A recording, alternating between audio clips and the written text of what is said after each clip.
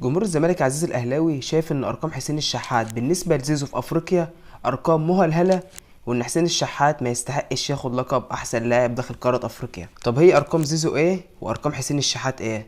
ده اللي هنتكلم فيه النهارده. بس قبل اي حاجه نصلي على النبي وبسم الله الرحمن الرحيم. اول حاجه عزيز الاهلاوي بالنسبه لبطولات زيزو وبطولات حسين الشحات، حسين الشحات اخد لقب دوري ابطال افريقيا، وزيزو اخد لقبين الكونفدراليه والسوبر الافريقي. يعني كده زيزو معاه بطولتين وحسين الشحات بطوله واحده. طب نهي البطوله الاحسن؟ اكيد طبعا دوري ابطال افريقيا ما يتقارنش ولا بالكونفدراليه ولا بالسوبر، وما ينفعش نقارن السوبر بدوري ابطال افريقيا او الكونفدراليه علشان دي بطوله من ماتش واحد، فما تقدرش تحكم عليها. ايوه ممكن اللي كان اخد دوري الابطال يكون ساعتها في الماتش دوت مستواه وحش، فاللي اخد الكونفدراليه يكسب عادي جدا، فما تقدرش تحكم. بس طبعا بطوله وبطوله قاريه.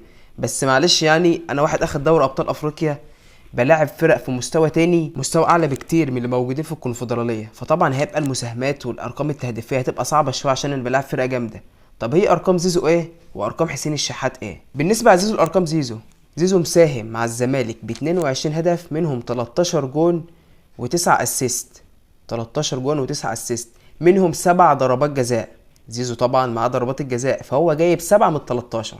انما بقى ارقام حسين الشحات، اللاعب اللي جمهور نادي الزمالك شايفاه لاعب مهلهل وارقامه ما تستحقش اللي هو ياخد لقب احسن لاعب داخل القاره، مساهم في 21 مساهمه تهديفيه، منهم 11 هدف و10 اسيست، ومفيش ولا ضربه جزاء. طبعا لو كان حسين الشحات مع ضربات الجزاء كنت ممكن تلاقيه وصل لحاجه و30 او 30 مساهمه تهديفيه، سهل جدا. بس طبعا حسين الشحات معهوش ضربات الجزاء، فالفرق بين زيزو وحسين الشحات مساهمه واحده، مساهمه واحده. فما ينفعش جمهور نادي الزمالك يقلل من حسين علشان زيزو. ايوه انت ممكن تبقى عايز زيزو ياخدها، طبعا ده اكيد، انت واحد زملكاوي عايز واحد من فريقك سواء زيزو او غيره ياخدها، انا عايز حد من الفريق ياخدها. ده تضاف ان زيزو اخد الجائزه هو في فريقي، فانت طبعا حقك انك تكون عايز زيزو ياخدها، بس ما ينفعش تقلل من حسين الشحات او من غيره، ما ينفعش. وبعدين المساهمه ايه؟ ده مساهمه واحده. طبعا المساهمه واحده التهديفيه دي مش فرق كبير، ده فرق واحد. يعني واحد زي حسين الشحات لاعب بمازيمبي، لاعب الترجي، لاعب سيمبا، لاعب يانج افريكان، لاعب فرق في مستوى تاني، فرق جامده، فرق توب بتاعه القاره. زيزو في الكونفدراليه انا ما بقللش من الزمالك ولا بقلل من زيزو، بس انا بقول بالعقل وبالمنطق. زيزو لعب ارتا سولار مش عارف ايه والبط الكيني، اجمد فرقه كانت في الكونفدراليه كانت فيوتشر ونهضه البركان. فيعني دي مش فرق من توب القاره، ما تجيبهاش زي مازيمبي، زي الترجي، زي سان داونز، زي.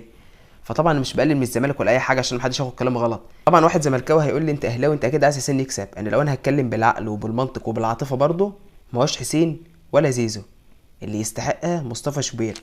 مصطفى شوبير الحارس اللي لعب في وقت صعب، عمل رقم قياسي 9 كلين شيت، اول حارس يعملها في تاريخ افريقيا، فاكيد طبعا يستحق لقب احسن لاعب داخل القاره، مش احسن حارس كمان، احسن لاعب داخل القاره.